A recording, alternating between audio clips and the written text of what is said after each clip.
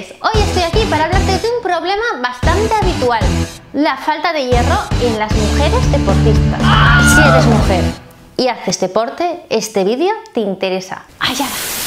Seguramente la anemia o la falta de hierro sea la deficiencia más común en Occidente. Y esta deficiencia tiene más impacto entre quienes hacen deporte y especialmente entre nosotras, las mujeres. La anemia o la deficiencia de hierro hace que, entre otras cosas, se produzca una reducción de los glóbulos rojos. ¿Qué síntomas tiene esta deficiencia? Pues los síntomas pueden ser muy variados, pero los más habituales son cansancio, notas que te falta energía, te sientes agotado. Además, notas que te falta el aliento o tienes palpitaciones, sobre todo cuando haces esfuerzos. Pero esos esfuerzos antes no te causaban esas palpitaciones o esa falta de aliento. También puedes notar dolores de cabeza, pitidos en los oídos, se te cae el pelo o incluso notas que las cosas no te saben igual, has perdido el gusto. Si tienes varios de estos síntomas, es recomendable que vayas al médico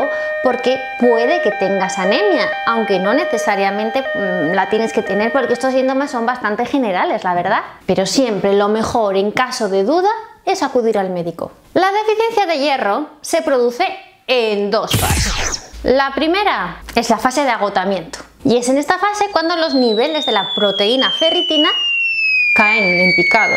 Y la segunda fase se da cuando esta pérdida de hierro se transfiere y se producen niveles anormales de hemoglobina en sangre. Como decía, la ingesta de hierro en las mujeres deportistas es más importante que en otros grupos. Por ejemplo, para que te hagas una idea, una atleta femenina o una corredora de larga distancia necesita tomar en torno al 70% de hierro más que otras personas. Mientras que la recomendación está entre los 5 y los 8 miligramos de hierro al día, si eres una mujer y corres largas distancias deberías tomar entre 15 y 18, 10 miligramos más. En los alimentos podemos encontrar el hierro de dos formas. Podemos encontrar el hierro hemo, que procede de fuentes animales, y el hierro no hemo, que procede de fuentes vegetales. ¿A qué te lo imaginabas? Si eres una mujer deportista, es importante que tengas en cuenta unas recomendaciones muy sencillas para que la absorción del hierro sea mejor. Lo primero que tienes que tener en cuenta es que tienes que consumir alimentos ricos en hierro M, el que procede de fuentes animales, junto a frutas y verduras, ya que así se facilita la absorción gracias al efecto de la vitamina C. Y también tienes que evitar tomar alimentos ricos en hierro junto a inhibidores de la absorción de hierro. Apúntate, los inhibidores de la absorción de hierro son el calcio, el té y el café. Estos alimentos es mejor tomarlos cuando no tomes alimentos ricos en hierro. Si has tomado un alimento rico en hierro es mejor que esperes al menos 2 horas antes de tomarte un cafetito, por ejemplo. ¿Y cuáles son los alimentos ricos en hierro?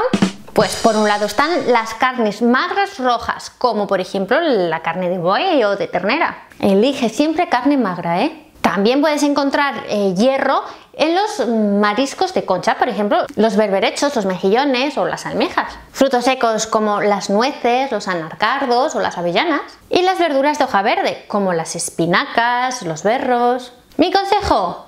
Pues que si eres una mujer deportista que notas que te sientes muy cansada, luchas contra la fatiga constantemente y tu rendimiento en resistencia no es el que era, merece la pena que te hagas un análisis para salir de dudas y ver si tienes deficiencia de hierro y si es así, tratarla. Muchas veces es tan sencillo como tomar un suplemento. Aunque recuerda que no siempre tener una deficiencia de hierro es la culpable de que no progreses con tus entrenamientos. Tus progresos dependen del entrenamiento. Espero que mi vídeo de hoy te haya gustado. Si te ha gustado, por favor, dame un like y compártelo, que eso me ayuda un montón. Y recuerda que te espero en el próximo vídeo. No faltes. Bye bye.